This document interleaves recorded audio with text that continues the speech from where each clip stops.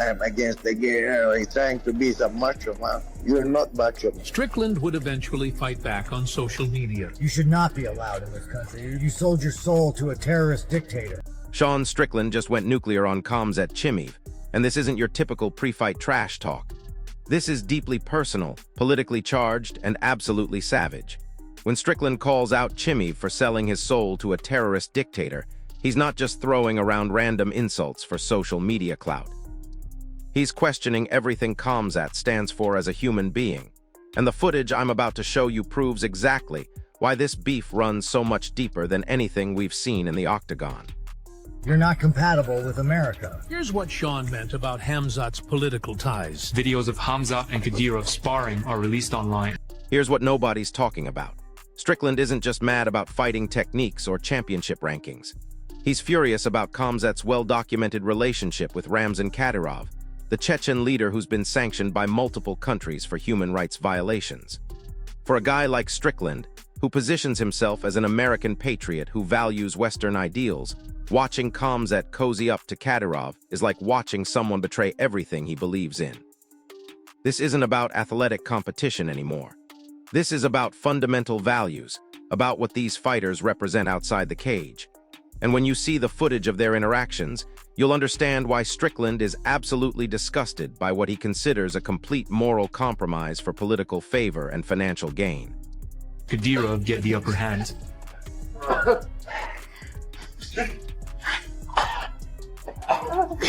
And although Khamzat is smiling, everyone watching is wondering what's actually going on. But wait, it gets worse. The visual evidence is absolutely damning, and it's exactly what fuels Strickland's fire.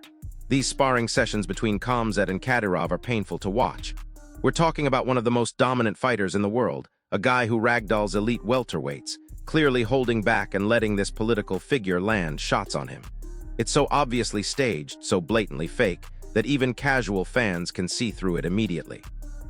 Khamzat is literally compromising his fighting integrity, his reputation as a savage competitor, to make a controversial dictator look good on camera. For someone like Strickland, who values authenticity above everything else, this is the ultimate betrayal of what it means to be a real fighter. It exposes what Sean sees as weakness disguised as strength, political theater masquerading as martial arts excellence.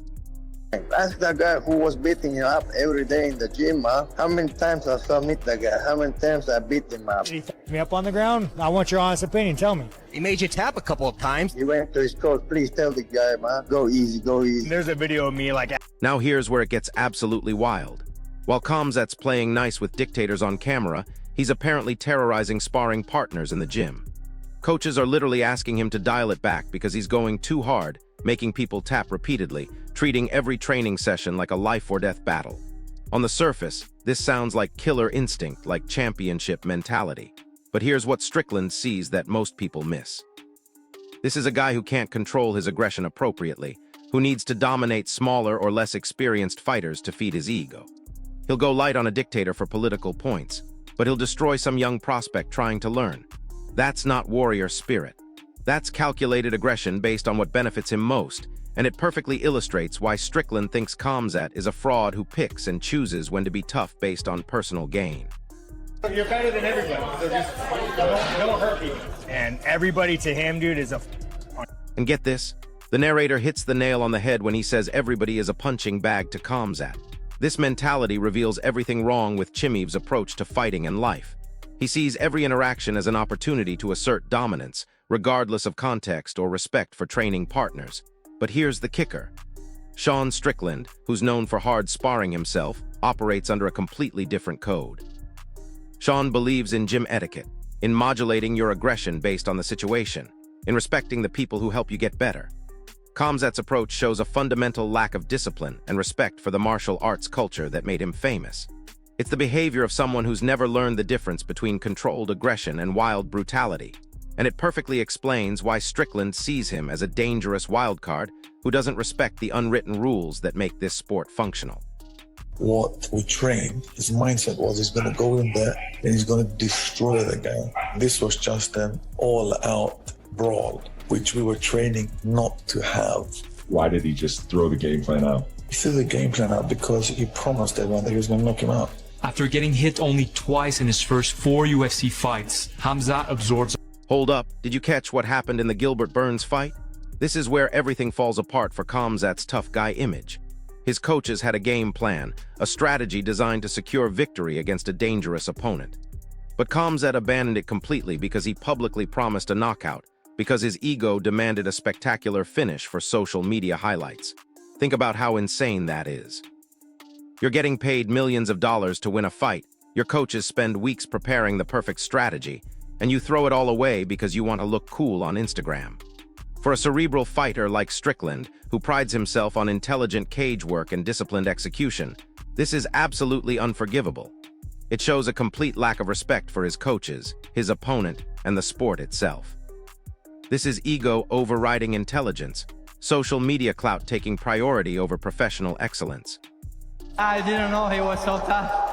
I was surprised that Khamzat Chimaev was declared the victor. You know, a lot of people gave that fight to Gilbert Burns. He could have lost that thing. So Chimaev is definitely overrated. Everybody thought this guy would ragdoll everybody he fights. He thinks he could walk on water a little too much, and that's partially our fault. Here's the kicker.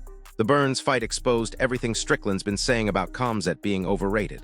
All that hype about him ragdolling everybody, all those highlight reels of him destroying opponents, got completely debunked when he faced real elite competition. Burns took him to the limit, hurt him, made him dig deeper than he'd ever had to dig before. And you know what's wild? Khamzat barely won that fight, and only because he abandoned his game plan and started swinging wildly. This is exactly what Strickland loves to see. The marketing machine getting exposed by actual competition. All those casual fans who bought into the hype suddenly realizing that maybe this guy isn't the unstoppable force the UFC promotional department made him out to be. Sean takes genuine pleasure in watching artificially elevated fighters get reality checks from legitimate competition. The first 4 kilos went easy, no problem. Then we went and started doing a warm bath. His body was he started cramping up. He started not feeling well. The UFC sent up a medical team, and once they saw how he was, they told us. But that's not even the craziest part. Strickland goes for the throat when he calls Khamzat out for quitting to the common cold. Now, I know that sounds harsh, but he's referencing Khamzat's extended layoff due to severe COVID complications that kept him out for months. For a guy like Strickland, who would probably show up to a fight with broken bones, who prides himself on fighting through absolutely anything, this is the ultimate question of warrior spirit. He's not just trash talking for entertainment value. He's questioning whether Khamzat has the mental fortitude that separates real fighters from pretenders. This is Sean's way of saying that all the tough guy posturing in the world doesn't matter if you can't push through adversity when it really counts. It's brutal, it's personal, and it perfectly encapsulates why he holds Chimaev in such low regard. It look like he's that drawn out. I don't know how you missed by that much. It's 8 pounds. Now listen to this part.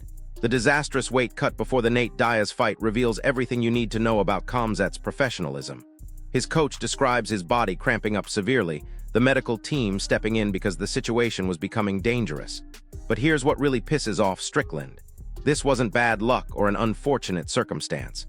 This was a complete failure of the most basic professional responsibility a fighter has. Making weight isn't optional. It's literally the foundation of being a professional mixed martial artist. You have one job on fight week, and Khamzat couldn't handle it. For someone like Sean, who takes professional obligations incredibly seriously, this is proof that Chimaev lacks the discipline and preparation that separates champions from pretenders. It's a fundamental character flaw disguised as a medical emergency. I care about that shit. I don't care. I care about my family. I care about my career. I care about... And here's where it gets absolutely ridiculous. The commentators can't believe what they're seeing. Khamzat missed weight by 8 pounds. 8 pounds. That's not water weight, that's not a close miss, that's showing up completely unprepared for the biggest fight of your career. But what really drives everyone crazy is his demeanor afterward. He's smiling, he doesn't look devastated or apologetic. He seems almost casual about destroying the main event of a massive UFC card. This suggests either complete carelessness or total disregard for the professional implications of what just happened. Strickland would absolutely seize on this, because it confirms everything he believes about Khamzat being a self-absorbed showman who doesn't respect the sport that made him famous. It's the ultimate unprofessional behavior from someone who's supposed to be an elite athlete. The ripple effects were absolutely devastating. This wasn't just one fighter missing weight. This completely destroyed the main event of one of the biggest UFC cards of the year. Fans who bought tickets, ordered pay-per-view, planned their entire weekend around this fight, got completely screwed over. The UFC had to scramble to reorganize fights at the last minute. Other fighters had their opportunities affected, and the entire event lost its marquee attraction because one guy couldn't do his job properly. For Strickland, who believes fighters owe something to the sport and the fans who make their careers possible, this is an unforgivable betrayal. It's the kind of selfish, irresponsible behavior that undermines the entire ecosystem of professional mixed martial arts. It shows a complete lack of respect for everyone involved except himself. But get this, Khamzat's response to all the criticism, all the fan anger, all the professional backlash: "I don't care." He openly admits that public opinion means nothing to him. His focus is on his family and his money, period. While some people might see this as refreshing honesty, Strickland sees it as the ultimate arrogance. This "I don't care" mentality epitomizes exactly why their beef runs so deep. Sean views this as the attitude of someone who's purely in it for personal gain, someone who has no respect for the traditions, the fans, or the responsibilities that come with being a professional fighter. It's the complete opposite of everything Strickland believes a martial artist should represent. So there you have it. This isn't just typical fighter drama or promotional hype. This is a fundamental clash of values between two completely different approaches to mixed martial arts. Strickland sees Khamzat as everything wrong with modern fighting: politically compromised, professionally irresponsible, and completely self-serving. Meanwhile, Khamzat doesn't seem to care about any of the criticism, which only fuels Sean's fire even more. The question is, does Khamzat's natural talent overcome his apparent lack of professionalism, or will his attitude eventually catch up with him? Drop your thoughts in the comments below. Do you think Strickland's criticism is justified, or is he taking this too far? If this breakdown helped you understand what's really driving this beef, smash that like button, subscribe for more MMA drama analysis, and hit the notification bell because this rivalry is just getting started. I'll see you in the next one. What makes this even more fascinating is how both fighters are using this feud to build their brands in completely opposite directions. Strickland is positioning himself as the moral authority of mixed martial arts, the guy who calls out corruption and fake behavior wherever he sees it. He's becoming the voice of traditional martial arts values in an era where social media followers matter more than fighting fundamentals. Meanwhile, Khamzat is leaning into his villain role, embracing the controversy because negative attention still translates to massive pay-per-view numbers. It's a brilliant psychological game where both fighters are getting exactly what they want from this conflict, even though they're approaching it from completely different angles. Here's what's really wild, though. The timing of Strickland's attack isn't coincidental. He's coming off one of the most shocking title wins in recent memory, completely dismantling Israel Adesanya when nobody gave him a chance. That victory gave him a platform and credibility that he's now using to go after fighters he sees as undeserving of their hype. This isn't just random hate. This is calculated character assassination from someone who now has the championship credentials to back up his opinions. Sean knows that his words carry more weight now, that he's proven he can walk the walk at the highest level of the sport. But here's where it gets psychologically fascinating. Strickland's criticism of Khamzat might actually reveal his own insecurities about the modern fight game. Strickland's represents the old-school mentality where you earn everything through hard work and authentic toughness. Kadyrov represents the new era where social media buzz, political connections, and promotional savvy can fast-track you to main event status. Part of Sean's anger might stem from watching someone achieve in months what took him years to accomplish, even if he believes his path was more honorable. It's the classic conflict between traditional values and modern shortcuts. The psychological warfare between these two is absolutely next level. Strickland knows exactly which buttons to push to get under Khamzat's skin. By attacking his relationship with Sean, his professionalism, and his character, Khamzat is forcing Sean to defend aspects of his career that are genuinely difficult to justify. Meanwhile, Khamzat's "I don't care" response is designed to project invincibility, but it might actually be revealing frustration with criticism he knows contains elements of truth. Neither fighter is being completely genuine here, but both are playing their roles perfectly to maximize the psychological impact on their opponent. What nobody's mentioning is how this feud is exposing the UFC's promotional dilemma. They've invested heavily in building Strickland as a superstar, but Khamzat's criticisms are highlighting legitimate concerns that casual fans are starting to notice. The weight cut disaster, the Kadyrov connections, the inconsistent performances against elite competition. These aren't just Sean opinions, they're Khamzat issues that threaten Chimaev's marketability. The UFC finds itself in the awkward position of having one champion systematically destroying the credibility of another potential champion, and they can't really stop it without looking like they're controlling the narrative. Here's something that makes this even more interesting. Both fighters actually have legitimate points, which is why this controversy has so much staying power. Strickland is absolutely right about the professionalism issues, the Kadyrov situation, and the inconsistency in Khamzat's performances. But Khamzat is also right that his family and financial security should be his priority, and that public opinion shouldn't dictate his personal choices. This isn't a clear-cut case of good versus evil. It's two different philosophies about what it means to be a professional fighter in the modern era, and both have merit depending on your perspective. The international implications of this beef are absolutely massive. Strickland's attacks on Khamzat's political connections are essentially attacking the entire system of fighter relationships with controversial political figures. This goes way beyond just Chimaev and Kadyrov. There are fighters from all over the world who maintain relationships with politicians that other countries consider problematic. Sean is opening a conversation about whether fighters should be held accountable for their political associations, and that's a can of worms that could affect dozens of international athletes. What's really crazy is how this controversy is splitting the MMA community right down the middle. Hardcore fans who value traditional martial arts principles are largely siding with Strickland, while casual fans who just want entertaining fights are more likely to support Khamzat. Coaches and gym owners are being forced to pick sides, with some praising Sean's commitment to professional standards, while others argue he's being unnecessarily harsh on a young fighter still learning the business. This division is creating genuine tension within the sport that goes far beyond just these two individuals. The business implications are staggering when you really think about it. If Strickland's criticisms gain enough traction, they could genuinely damage Khamzat's earning potential and marketability. Sponsors might become hesitant to associate with someone who's been publicly labeled as unprofessional and politically controversial. The UFC might have to reconsider their promotional investment in Chimaev if fan sentiment turns too negative. On the flip side, if Khamzat can weather this storm and prove Strickland wrong in a potential fight, it would actually enhance his reputation and prove he can overcome adversity both inside and outside the octagon. Here's what makes this absolutely perfect for long-term storytelling.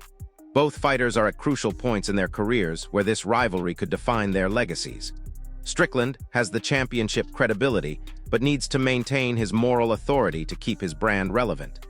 Khamzat has the physical tools and promotional backing, but needs to prove he can handle elite-level adversity and criticism. Neither fighter can afford to lose this psychological battle, which means the intensity is only going to escalate until they either fight or one of them gets exposed by someone else. The cultural clash element adds another layer of complexity that most people aren't fully appreciating. Strickland represents American individualism and traditional Western values, while Khamzat represents a more complex international identity shaped by different cultural expectations and political realities. Their conflict is essentially a microcosm of larger global tensions about values, loyalty, and what constitutes acceptable behavior in an international sport. This gives their feud a significance that transcends typical fighter rivalries and taps into deeper cultural conversations. What's absolutely brilliant about Strickland's strategy is how he's making this about character rather than just fighting ability. He can't really attack Khamzat's physical skills because they're obviously elite level. But by focusing on professionalism, integrity, and values, Sean is fighting a battle where he has clear advantages and where Chimaev has documented weaknesses. It's psychological warfare at its finest, targeting the opponent's vulnerable points rather than engaging in a strength versus strength confrontation. The media is eating this up because it gives them endless content opportunities. Every interview with either fighter becomes a chance to escalate the controversy. Every social media post gets analyzed for hidden meanings. Every training video gets scrutinized for evidence supporting one side or the other. This rivalry has become a content creation machine that benefits everyone involved, from the fighters to the journalists to the YouTube channels breaking down every aspect of their conflict.